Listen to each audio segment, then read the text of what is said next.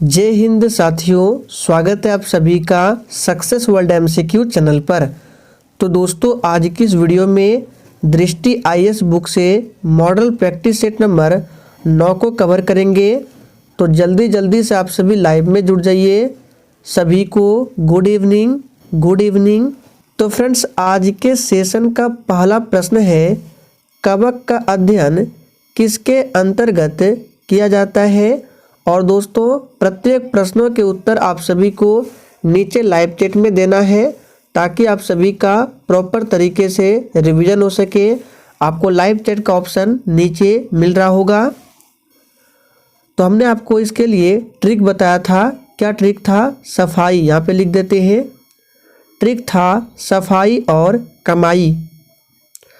तो देखिए, यहाँ से फाई से आप लोग फाइकोलॉजी निकाल लीजिए, माई से माइकोलॉजी निकाल लीजिए। अब यहाँ पे बचता है क। तो क से हुआ कवक, यानी कवक का अध्ययन किसके अंतर्गत होता है? तो माइकोलॉजी के अंतर्गत। तो बी ऑप्शन आपका सही जवाब है। और स मतलब मान लीजिए आप लोग सवाल। क्या समझना है आपको? सवाल समझना है। तो सवाल का अध्ययन होता है फाई, यानी कि फाइकोलॉजी के अंतर्गत।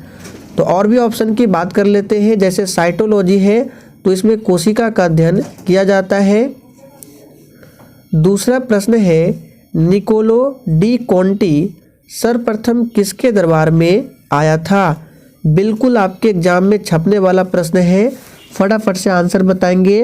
और देखिए, मैं हर एक वीडियो में बोलता हूँ और आज फिर से बोल रहा हूँ कि दृष्टि आईएएस बुक का आपको एक भी प्रैक्टिस सेट को मिस नहीं करना है।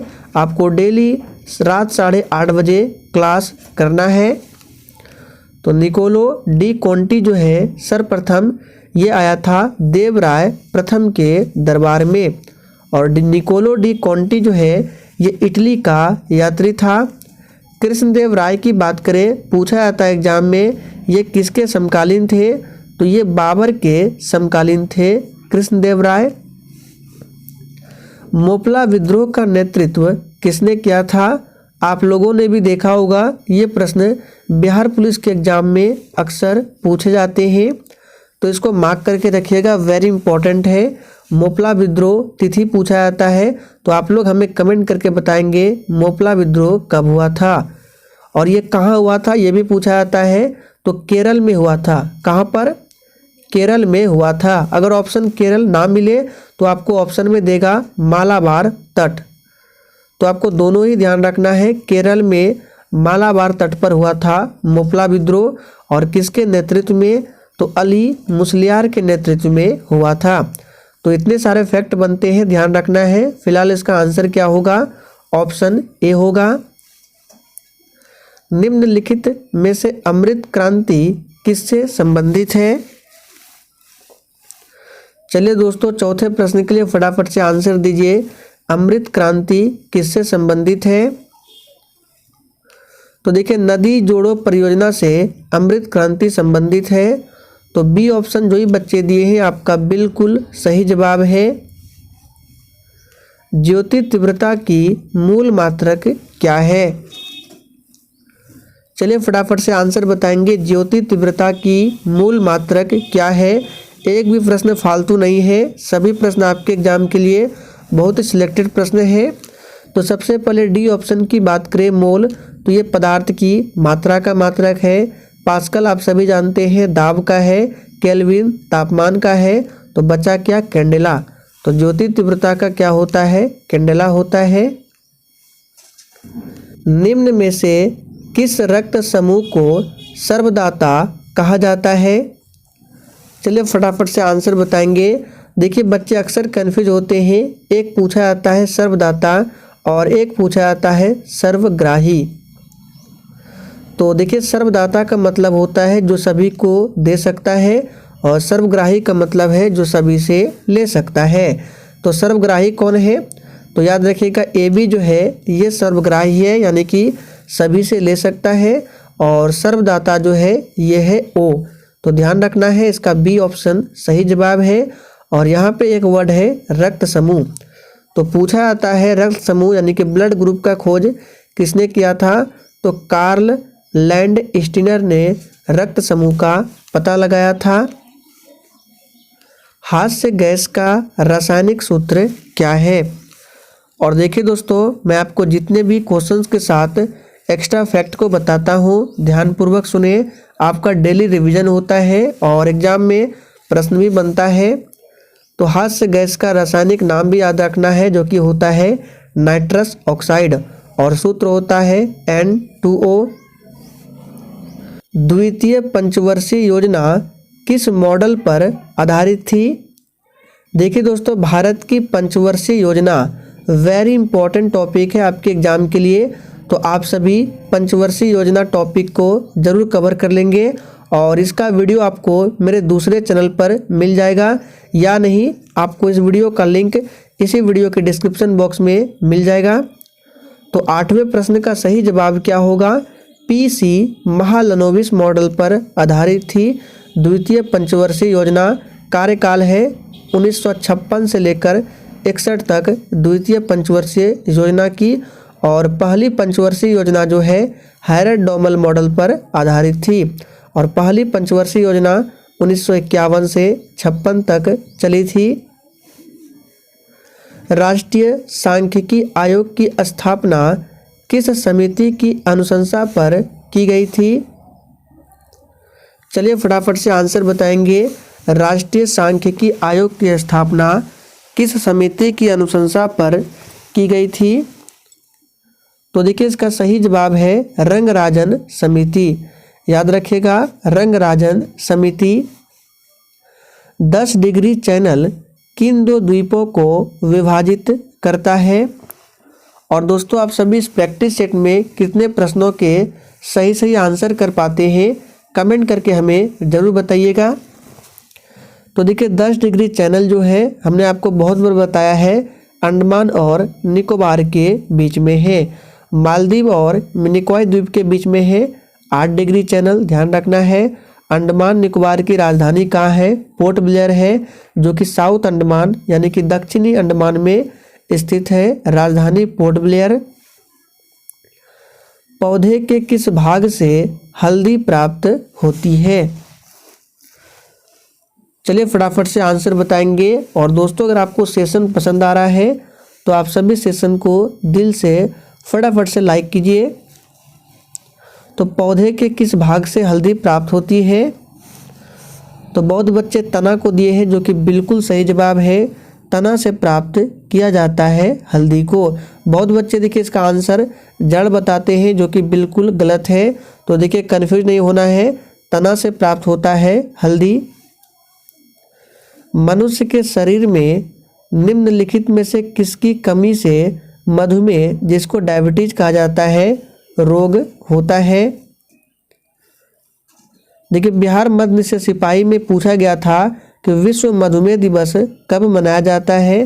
तो 14 नवंबर को विश्व मधुमेह दिवस मनाया जाता है, और 14 नवंबर को ही बाल दिवस भी मनाया जाता है।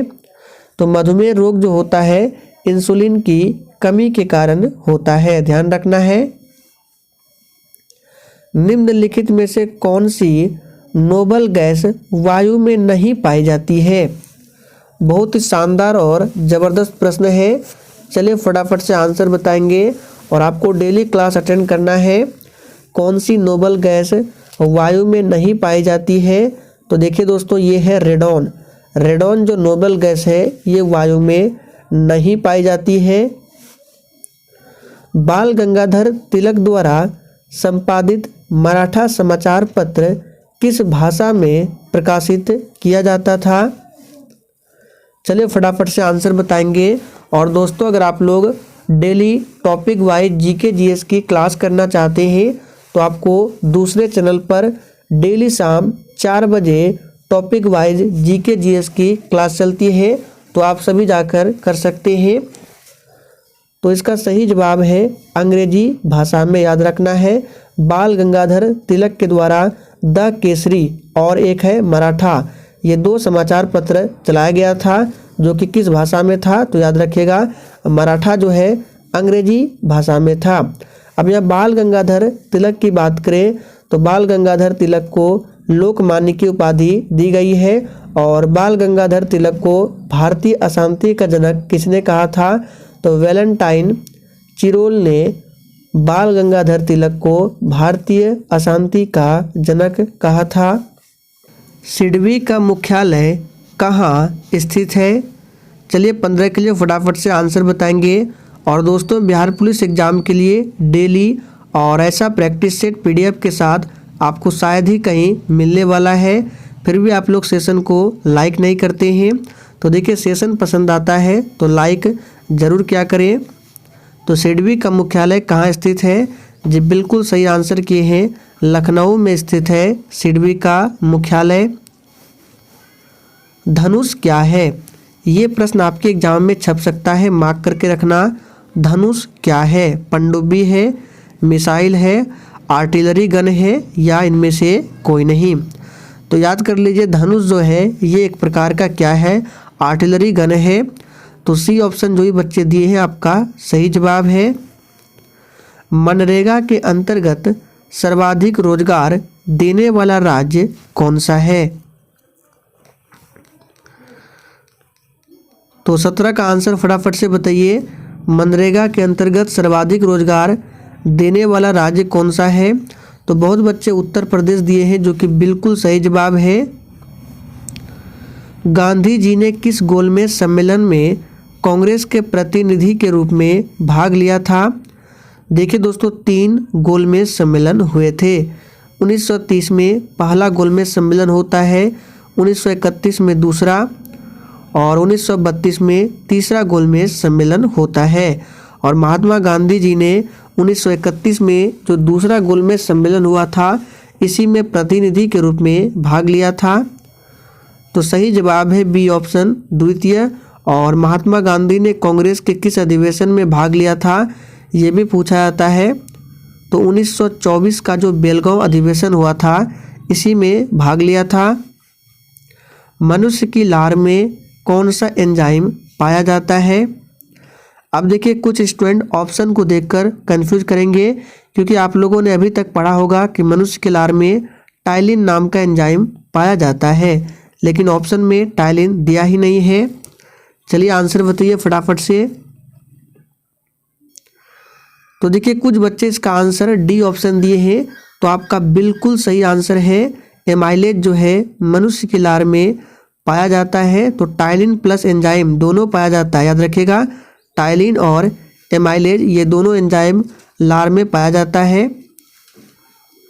ट्यूबलाइट में मुख्यतः कौन सी गैस भरी रहती है?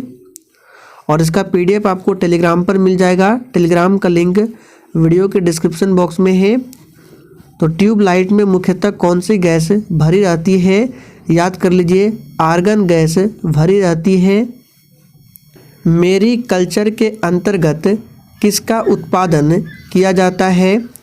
अब देखिए दोस्तों, एक है मेरी कल्चर और एक होता है सेरी कल्चर। तो सेरी कल्चर जो है ये रेशम कीट पालन से संबंधित है, सेरी कल्चर जीवों से संबंधित है, मेरी कल्चर।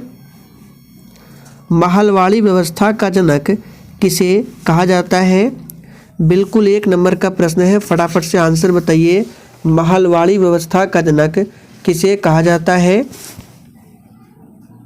तो देखिए, इस प्रश्न का आंसर जो भी बच्चे आंसर दिए हैं उसका तैयारी बहुत ही बेहतरीन है।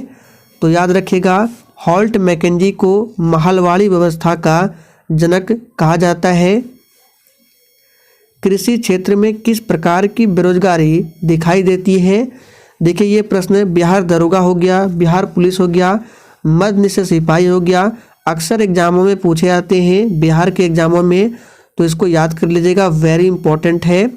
तो कृषि के क्षेत्र में जो बेरोजगारी पाई जाती है, अदृश्य बेरोजगारी पाई जाती है। कैसी? अदृश्य। तो सी ऑप्शन आपका बिल्कुल सही जवाब है। फिर से बोल रहे हैं, इसको याद कर लीजिए। बिहार के अलग अलग एग्जामों में काफ़ी बार ये प्रश्न रिपीट हुआ है। भारतीय संविधान सभा की प्रथम बैठक कब की गई थी? चलिए फटाफट से आंसर कीजिए। हमने आपको देखिए भारतीय संविधान सभा की बैठक के बारे में पढ़ाया था। पहली बैठक होती है 9 दिसंबर 1946 को, और इस बैठक में जो अध्यक्ष चुना गया था वो अस्थायी अध्यक्ष चुना गया था। नाम क्या था? तो डॉक्टर सच्चिदानंद सिन्हा। संविधान सभा की दूसरी बैठक होती है ठीक 2 दिन बाद 11 दिसंबर 1946 को, और इस बैठक में अस्थाई सदस्य चुना जाता है। क्या नाम था? तो डॉक्टर राजेंद्र प्रसाद। तो सही जवाब यहाँ पे है सी ऑप्शन, याद रखिएगा। यहाँ पे एक डेट है 26 नवंबर 1949। तो इस तिथि को क्या हुआ था? संविधान बनकर तैयार हुआ था, और 26 जनवरी 1950 को संविधान लागू हुआ था। 22 जुलाई 1947 को क्या हुआ था? तो चलिए 22 जुलाई 1947 को राष्ट्रीय ध्वज को संविधान सभा के द्वारा अपनाया गया था। तो सभी तिथि को याद रखना है। तृतीय बौद्ध संगति का आयोजन किस स्थान पर हुआ था? देखिए 4 बौद्ध संगतियां हुई है, सभी को बता देते हैं, रिवीजन हो जाएगा आपका। प्रथम बौद्ध संगति राजगीर में, किसके शासनकाल में? तो अजातशत्रु के शासनकाल में। दूसरी बौद्ध संगति वैशाली में, कालाशोक के शासनकाल में। तीसरी पाटलिपुत्र में, अशोक के शासनकाल में। चौथी कश्मीर के कुंडल वन में, कनिष्क के शासनकाल में। तो यहाँ पे तीसरा पूछा जा रहा है, तो सही जवाब है पाटलिपुत्र, याद रखिएगा। किसके शासन में? तो अशोक। समुद्री जल की औसत लवणता कितनी होती है? इसलिए आपसे बोलते हैं प्रश्नों को ध्यान से सुने, आपका रिवीजन होगा। अगर आप कोई क्वेश्चंस भूल रहे हैं तो उसका रिवीजन हो जाएगा। देखिए समुद्री जल की औसत लवणता कितनी होती है? तो 35%। कितनी? 35%। अंतर्राष्ट्रीय सौर गठबंधन की स्थापना किस वर्ष की गई थी? चलिए दोस्तों 27 के लिए फटाफट से आंसर दीजिए। अंतर्राष्ट्रीय सौर गठबंधन की स्थापना किस वर्ष की गई थी? तो याद रखिएगा ये 2015 में, पूरा डेट है 30 नवंबर 2015 में, और इसका हेड क्वार्टर है गुरुग्राम में। कहाँ पर है? गुरुग्राम में हेड क्वार्टर है। वैदिक काल की सर्वाधिक महत्वपूर्ण नदी कौन सी मानी जाती है? चलिए फटाफट से आंसर बताइए। और दोस्तों आप में से जितने भी स्टूडेंट पहले भी बिहार पुलिस या मध्य निषेध सिपाही का एग्ज़ाम दे रखा है, तो उनको पता चल गया होगा कि क्वेश्चंस बिल्कुल एग्ज़ाम में इसी तरह के पूछे जाते हैं। तो देखिए 28 का आंसर क्या होगा? A option. देखिए सरस्वती नदी महत्वपूर्ण मानी जाती है वैदिक काल में। और देखिए प्रश्न बनता है कि ऋग्वेद में सबसे उल्लेख किस नदी का हुआ है? तो याद रखिएगा सबसे ज़्यादा उल्लेख हुआ है सिंधु नदी का। और गंगा नदी का उल्लेख पूछा जाता है, तो ऋग्वेद में गंगा नदी का उल्लेख 1 बार हुआ है, यमुना नदी का उल्लेख 3 बार हुआ है, और सबसे ज़्यादा सिंधु नदी का हुआ है। तो इन सभी फैक्ट को भी ध्यान रखेंगे। किस सिख गुरु की हत्या औरंगजेब द्वारा करवाई गई थी?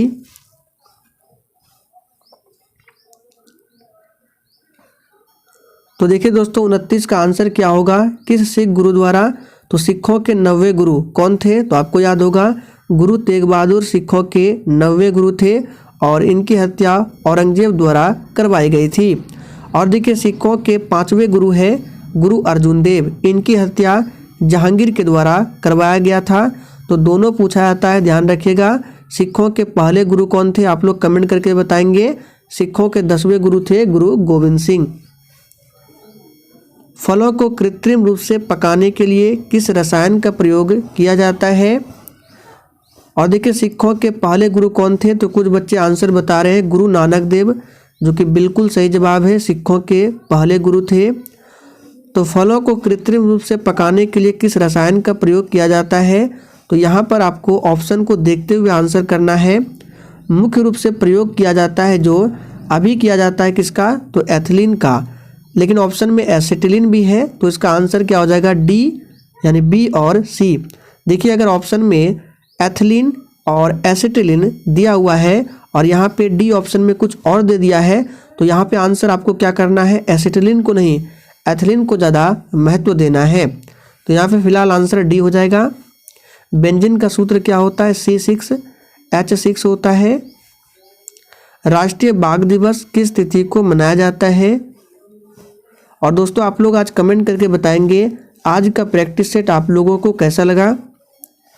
तो राष्ट्रीय बाघ दिवस किस तिथि को मनाया जाता है? तो 29 जुलाई को, याद रखिएगा 29 जुलाई को। शेयर बाजार संविधान में किस सूची के अंतर्गत आता है?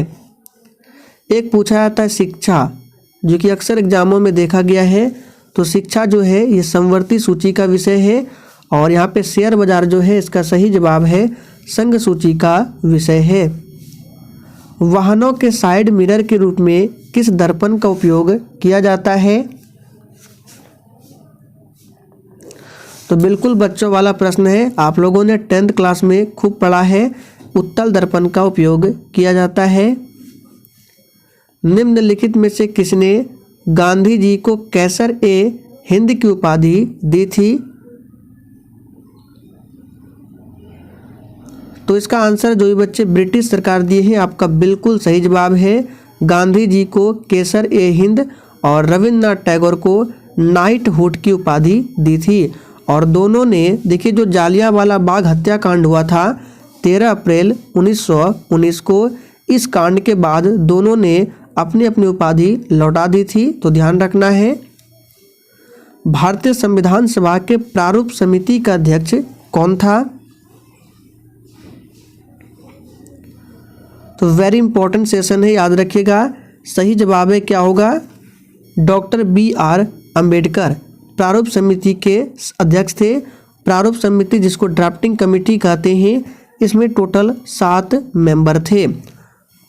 तो दोस्तों आज के लिए इतना ही। सेशन पसंद आया हो तो सभी लोग सेशन को अधिक से अधिक जरूर शेयर करेंगे।